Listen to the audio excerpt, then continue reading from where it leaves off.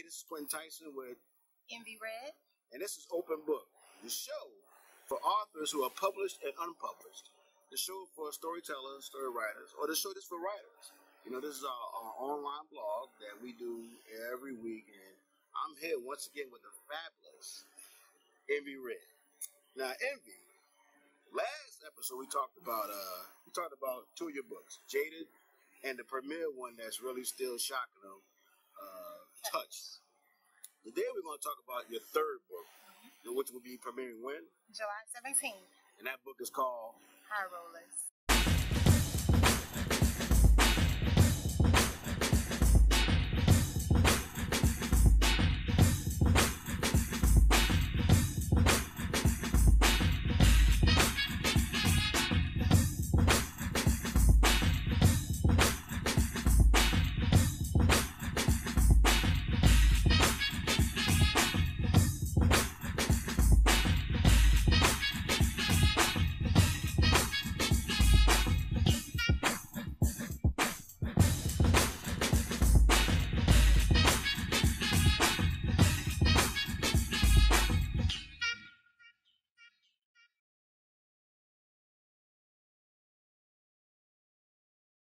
But you know, every time we get together and do things, it's never, I mean, most times our social events kind of like end on some like really horrific notes of criminality. It was just like criminality, right? But let people know how safe and how fun the roller skating culture is. You can take roller skating and put it in the worst hood. I mean, I know some rinks that are in some bad areas, but nothing ever happens at the rink. Right. We're there to skate. And that's the thing about skating. We take our problems and we leave it off the wood. When you get on that wood, it's just you and those skates, and the camaraderie. I mean, of the people. We're tight. Off the wood, you leave it off the wood. Y'all heard it there first. Off the wood. High rollers too. See, you heard it there first. So I mean, it's very safe. I mean, aside from the skate injuries you can get, but that's totally different thing. But as far as violence, we don't have those issues with people fighting on the floor, and I mean, that's the place where we de-stress. So we don't bring that to the skating rink.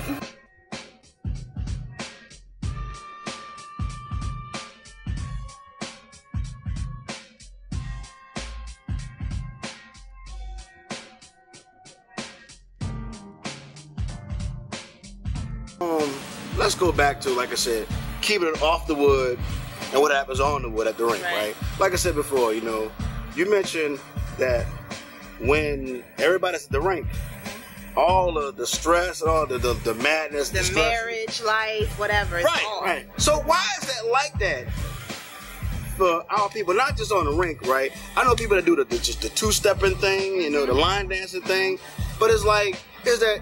Besides hip-hop, and hip-hop was the first thing I've ever seen in my lifetime that actually took an art and took it to the people in the street, and it changed lives, right? So why now, since hip-hop, I'm keeping it 100, since hip-hop is virtually dead now, I'm a hip-hop head, I am a DJ myself, but since hip-hop is dead, right, why is it that it takes, when people like isolate or go back, let's say go in one area, right? And they leave everything outside. Why we cannot just transcend that from on the wood, whatever we do on the wood as a social group, and just take it to the streets and make it a part of everyday life? It's amazing. It's almost as if we have to get into a smaller clique.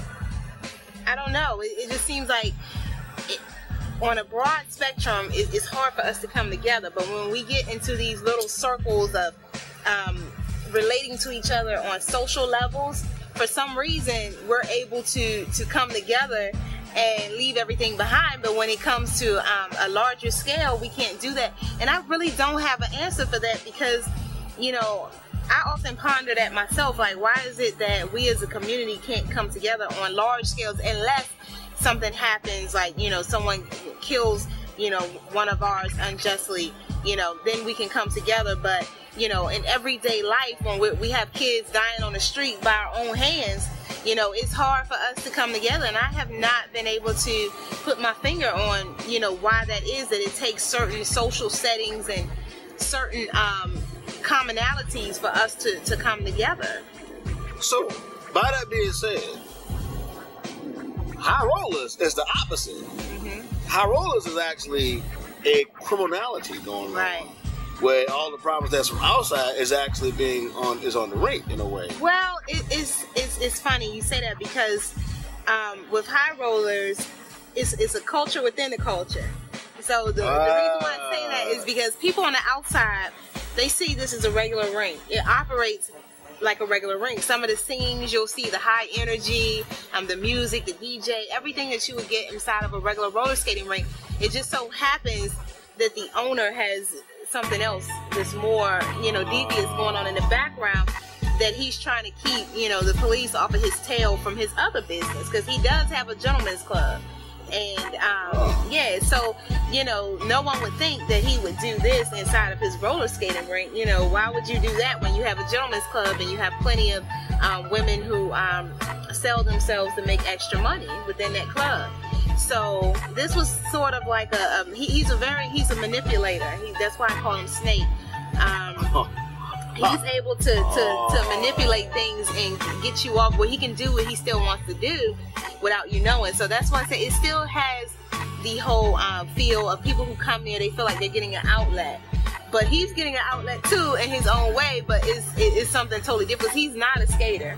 His girlfriend is a skater, and he part of his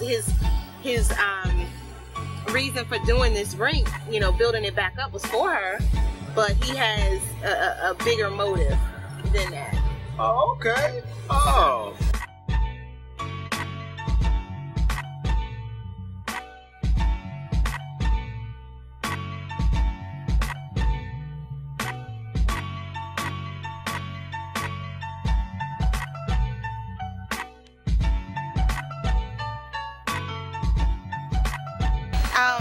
The meaning behind the title High Rollers is, it has dual meaning. Of course, it deals with the whole roller skating thing. That's where you get the rollers from. But High Rollers also has something to do with a business venture that Snake inherited. He inherited a gentleman's club called Club L. A bunch of beautiful women come and dance for these men who have money, and they do a little illegal prostitution, at times. But there's also an underground gambling circuit that goes on at this place in downtown Baltimore, and that's where the majority of the money was coming in for the businesses prior to the roller skating rink. They had a roller skating rink previously called B Moore's Roller Dome, and the rink ended up burning down, and some criminal activity occurred there during Snake's takeover of the establishment. Not to give away the book, but he did inherit these businesses, but he had to take them over. No one is just going to give over something they've been running for the time that they've been running it, when he had no stake in it prior to. It just so happened that the owner, he was somewhat of a surrogate father to him. So the whole High Rollers, he decided to name it High Rollers to sort of show that they were gambling in high stakes with this whole human trafficking thing, as well as to continue on with the underground gambling thing that they were doing in their other business. So that's where High Rollers comes from.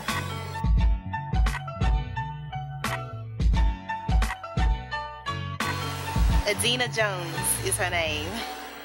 Talk about Adina. Well, every story, I'm a single woman, and most of us single women, we aspire to have that male, that soulmate in our lives. And the thing with Adina is she's a nurse. She has a son, a young son. She's a single parent. His father was in the military. She's a nurse at a famous hospital in DC, Walter Reed. That's where all the soldiers come in. And her son's father was a soldier, and he was never a part of his life. So she just developed this hard exterior. She's a very soft-spoken woman. When I describe her, she's small, petite, has little pouty lips that look like hearts. When she's talking, men just see like femininity, just oozing from her. She's just very soft and sweet, but on the exterior she has a hard surface that Snake has to penetrate. And from the moment that he met her, when he was a patient there, when he received his injury over in Iraq. He was basically smitten by her, and he decided she was part of his motivation for reopening the roller skating rink. She's an avid roller skater. That's what she does in her free time when she's not spending time with her son, and he wanted to give her a place of her own. So, you know, on top of having this be, he wanted it to be legitimate, but he also has the illegitimate scheme behind high rollers. But the legitimate side was born from his love for this woman, you know, because if it was up to him, he probably wouldn't have never reopened this roller skating rink. It wasn't in him. He's not a skater. He doesn't know anything about the culture. His father, you know, worked briefly as anyone who roller skates knows that we have these pro shops in the roller skating rink, and these pro shops is where, you know, you see the person come and, hey, my roller skates need to be adjusted. You know, he was one of those people who, you know, did the adjustments to the skates and sold skate supplies and things like that. So he has somewhat of a affection for the roller skating community, but he wasn't directly in it. And she sort of pulled that out of him, taught him how to skate, and you know, so they had this whole love thing going on. So that's the love story within high rollers. I gotta give it to the lovers out there. So there's definitely, you know, although he's hard, he has that soft side, and Adina is it, Adina Jones.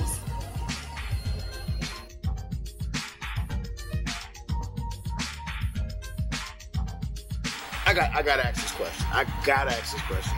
This is for all the brothers who, you know, we were brothers, we talk, but the question is, in stories and books like this that's written by women based on true events, let's just say, let's be real, why is it that sisters who are professional sisters, I'm talking about the nurses, the doctors, you know, the women in the professional lifestyle, how come those are the women, you know what I'm saying, that are always involved with brothers like Snake? You know, the criminals. Why is it always like that? Is it just a fascination that these so-called intelligent women, or these educated women, I shouldn't say so-called, let me apologize, these college-educated women, you know, who are working a professional life, or these professional women, why is it so they're not with professional men?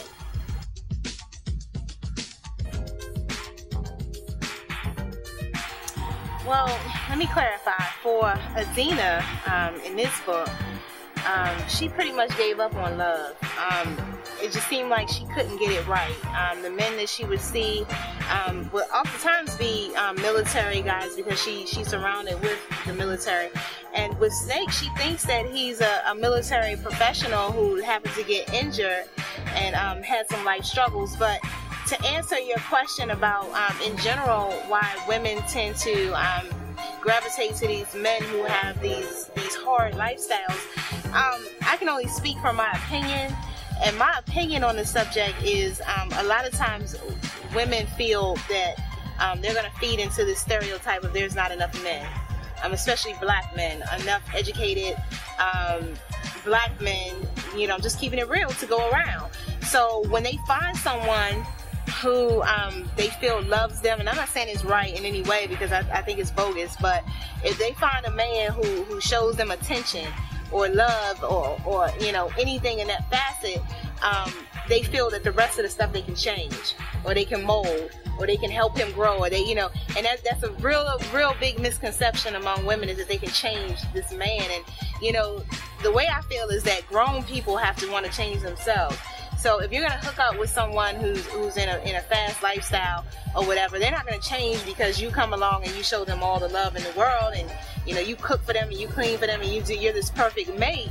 They have to be willing to do it on their own. But I think a lot of times women feel that they can change the man, and again, they feel like it's a shortage of men. So when they get someone who treats them what they feel semi-right, you know, they take it and they run with it. And I mean, instead of just waiting for that right person, you know, to come along who, you know, is on the same level as them. Because at the end of the day, you know, this guy who may be a professional career criminal, you know, he may be smart and intellectual and all that, but he's not focusing his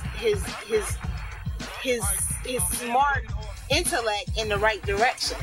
And, you know, as women, you know, who are professional, you know, we're held to this standard that we should, you know, go in the correct direction. And I feel that we should hold our men to those same standards.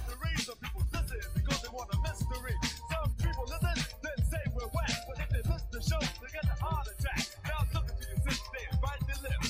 The whole world sees it as a hit for grit. Live out the first law, make yourself preservation. If the show doesn't help you, change the station. If you don't want peace in the world, don't bring the happiness and the endless world. This one is for all my roller skaters. As you know, High Rollers is the very first roller skate themed fiction novel of its kind. And I will be celebrating that at one of the largest skate events of the year here in Atlanta, Georgia, Joy Skate-a-thon. All you roller skaters, you know all about it. To those of you who don't skate, now you know. Joy Skate-a-thon, Labor Day weekend, August 30th through September the 4th. We'll be taking over all of the rinks here in Georgia. Golden Glide, Cascade, Sparkle, All-American, and of course your girl Envy Red will be there signing copies of her novel, High Rollers. So see you there. Hey, I'm your man Q. This is Envy Red, and you can reach me on envyred.com. You can check out our show, Open Book, on 2 websites. That's qproductions.co and authorsinfo.com. Peace. Peace.